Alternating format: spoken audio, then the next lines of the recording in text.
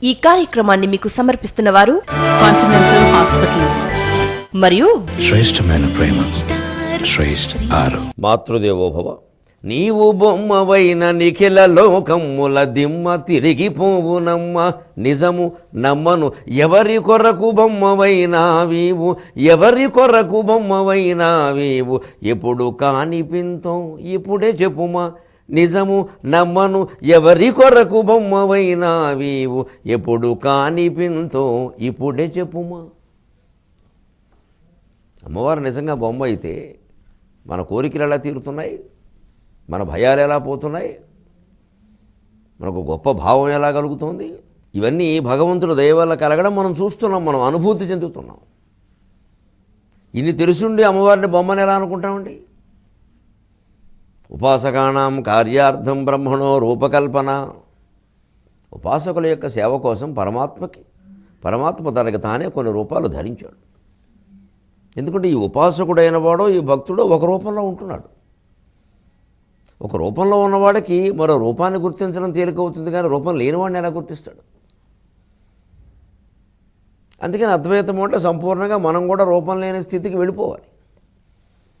అందుకని రూపంతో ఉండే ముక్తిని సారూప్యం అనొచ్చు, సాలోక్యం అనొచ్చు, సామీప్యం అనొచ్చు. అవి ముక్తులే కావు, 4 రకాల ముక్తులు అనొచ్చు. ముక్తిలో రకాలంటే ముక్తి ఎలా అవుతుందండి? ఊరికే మెట్లు, అంతిమం సాయుధ్యమే. అసలు ఒకటైపోవాలి తప్పితే మళ్ళీ పక్కన ఉండడం, పైన ఉండడం, కింద ఉండడం, మీద ఉండడం, సమీపంగా ఉండడం, ఇవన్నీ ముక్తి కానే కాదు. ఇది అదే ఊరికే విముక్తి కావచ్చు, కొన్నింటి నుంచి విముక్తిగా ఉండొచ్చు, అందుకని ముక్తి కాదు. అందుకని ఇళ్లలో ఉండేటువంటి భగవత్ ప్రతిమలని, దేవాలయంలో ఉండేటువంటి విగ్రహాన్ని ఎప్పుడూ బొమ్మ అని మనం అనుకోకూడదు. అది సంపూర్ణమైన దైవం, పరిపూర్ణం మన ఇంట్లో మన ఎదురుగా ఉంది అనుకునే ప్రార్థన చేయాలి. అప్పుడే ఆ ప్రార్థన ఫలిస్తుంది. సంవాదాల రూపంలో సమస్త సందేహాలను పటాపంచలు చేస్తూ ఉన్న మహాభారత కథాశ్రవణం కోసం ఎదురు చూస్తూ ఉన్న భక్తి టీవీ ప్రేక్షక మహాశయులందరికీ కవి బ్రహ్మ, ఉభయ కవి మిత్రుడు తిక్కన సోమయాజి రచించిన ఆంధ్ర మహాభారతం శాంతి పర్వానికి సాగుతున్న సామాజిక వ్యాఖ్యలో 1481వ భాగానికి స్వాగతం పలుకుతున్నా.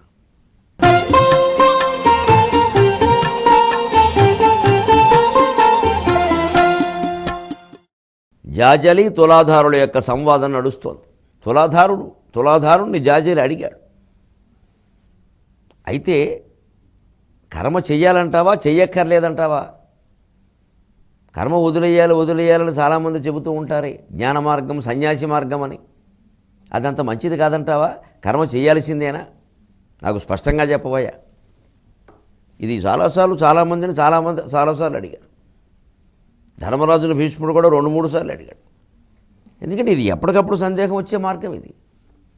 ఎందుకంటే ఈ కర్మ అనేది ఎందుకు ఈ సందేహం వస్తుందంటే, ఈ కర్మ మార్గం అనేది అది ఎంత కాలక్షేపంగానో సుఖంగానో ఉంటుందో అంత ఇబ్బంది అయింది. ఎందుకంటే ఎక్కడికక్కడ మనం దాంట్లో దిగిపోకుండా, లొంగిపోకుండా చూసుకుంటూ ఉండాలి.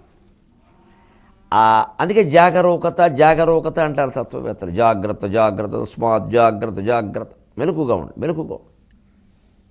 ఇప్పుడు నిద్రలో ఉండగా మనకేమైనా తెలియని ప్రమాదాలు జరిగే అవకాశం ఉంది. మనం కళ్ళు మూసుకున్నా కూడా మన ఎదురుగా కూడా ఏం జరిగినా మనకేం తెలియకపోవచ్చు. అందుకే ఒక్కోసారి ఇంట్లో ఉండి కూడా ఏం పట్టించుకోకపోతే కళ్ళు మూసుకున్నావా, కనపడడం లేదా, కళ్ళు మూసుకుపోయాయా అంటారు. అలాగా ఆత్మ విషయంలో మనం జాగరూకంగా ఉండాలి.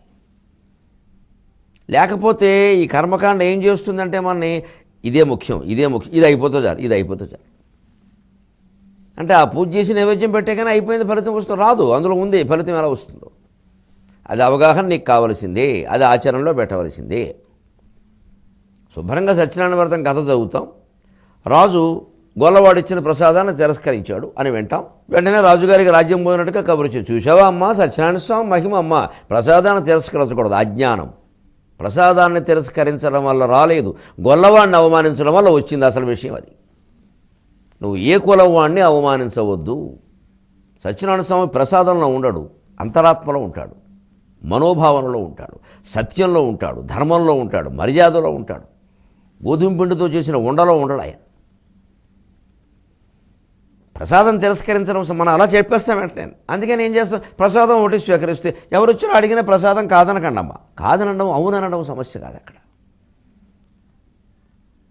ప్రసాదం యొక్క ప్రయోజనం ఏమిటి, ప్రసాదం స్వరూపం ఏమిటి, దానికి ప్రసాదం అని ఎందుకు పేరెట్టారు? మామూలుగా చేస్తే ఉప్మా అంటున్నామే, ఇంకో రకంగా చేస్తే రవ్వ లడ్డు అంటున్నామే, దాన్నే హల్వా అంటున్నామే, రవ్వ కేసరి అంటున్నామే. అక్కడ మాత్రం ప్రసాదం ఎందుకు అనుకుంటున్నామండి? దైవానుగ్రహం అందులో ఉంది, అది పదార్థంలో ఉంది. అందుకని పదార్థం కాదు అక్కడ సమస్య, అదూరికే తొడుగు. ఎందులో ఉంది దైవానుగ్రహం? సాటి మనుషులను గౌరవించడంలో ఉంది. కులం తక్కువ వాడు కదా అన్న భావనతో రాజు అవమానించాడు. నువ్వేంటి ప్రసాదం పెట్టేది, నేను తినేదని. అంటే మనకంటే తక్కువ వాళ్ళు అనుకున్న వాళ్ళకి మనం ప్రసాదాలు పెట్టం, వాళ్ళు పెడితే తినం. వాళ్ళు ముట్టుకున్నది మనం ఎలా ముట్టుకుంటామండి? మనని ఎవడు ముట్టుకోడు, చివరికి అంటరాని వాళ్ళు మనమే అయిపోతాం. ఏం ప్రమాదం ఏం జరిగిపోలేదు. అందువల్ల చాలామంది దూరం అయిపోయారు. ఇవాళ సాధ్యం కావట్లేదు. ఇవన్నీ మనం చేసుకున్న పాపాలే. ఇదే కర్మ మార్గంలో ఉండే ప్రమాదం. ఆ పదార్థాలను పట్టుకుంటాం ఎంతసేపు. అందుకే ఎన్నిసార్లు అడగాల్సి వస్తుంది. లేకపోతే భగవద్గీత మొత్తం దీని గురించే. మళ్ళీ ఎందుకండి ఇవన్నీ? అనేక సందర్భాలు ఇంత తపస్సు చేసిన జాజులకు ఆ విషయం తెలియదా? అందుకని ఇతనేం చెబుతున్నాడంటే విచిత్రంగా, ధర్మారాముడు నిష్కల్మషమైన నిర్మలమైన మనస్సు కలిగిన వాడయ్యాక నైష్కర్మ్య సిద్ధి కొదవేముందయ్యా. ధర్మం మీద దృష్టి పెట్టుకుని పనిచేయి. వ్యవసాయం చేసిన వ్యవసాయం మానేసి చేపల చెరువులు పెట్టడం, ఆ చేపలు తీసుకెళ్ళి అమెరికాకి కెనడాకి ఎగుమతి చేయడం మహాపాపం కాదు? కుటుంబాలు దెబ్బైపోయాయంటే అయిపోవు. ఇవాళ వ్యవసాయం నాశనం అయిందంటే అవ్వదు. ఎందుకంటే మన భావనే చూసాం మనం. మాకు ఏది లాభమైతే అది పెట్టుకుంటామండి. లేదు, మనం ఏ దేశంలో ఉంటున్నామో ఆ దేశంలో ప్రజలు ఏం తింటారో దాన్నే పండించాలి. అది సమిష్టి భావన. నాకు ఇష్టమైంది నేను చేస్తానన్న వ్యష్టి భావన. ఇప్పుడు దేశం నిండా వ్యాపించింది ఈ వ్యష్టి భావనే. సమిష్టి భావన దేవుడు, వ్యష్టి భావన జీవుడు. సమిష్టి వ్యష్టి రూపముద్వౌ పదార్థౌ సర్వసమ్మతౌ సమిష్టిరీశ్వరో వ్యష్టిర్జీవో వేదాంత డిండిమఖ. వేదాంత డిండిమ ఏమిటండి? దేశభక్తికి పెద్ద ప్రయత్నం. జనగణమన గీతం లాంటిది వేదాంత డిండిమ స్తోత్రం.